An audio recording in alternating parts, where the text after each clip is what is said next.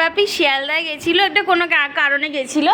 তো ওইখানে এক ধরনের বেলুন, এই ধরনের বেলুনগুলো পাওয়া যায়, যেটা বাপির দেখে খুব পছন্দ হয়েছিল, মা বলেছিল নেওয়ার জন্য। তো নিয়েছিল, কিন্তু বাড়িতে এসে ফোলানোর পরে এইরকম দেখাচ্ছে, মানে ওইটা আরেকটু বড় ছিল আর ঘেরটা আরেকটু বড়, মানে এরকম যে সরু মতন টাইপের না, এই সরু মতনটা ছিল না। তা মানে এর আগে অনেকগুলো ভিডিওতে দেখেছিলাম যে বলছিল যে এই বেলুনগুলো মানে যেরকম দেখায় সেরকম হয় না, ঠিক সত্যিই তাই। আমি তো ভেবেছিলাম হয়তো এগুলো কিনলে হয়তো এতটাও হয়তো ফুলবে না, কিন্তু এতটা লম্বা হয়েছে ঠিকই, কিন্তু মোটাটা হয়নি এতটা।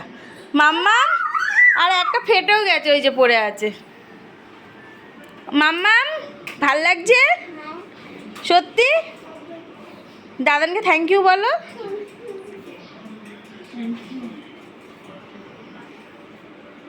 হিমা এরম করে আছে কেন?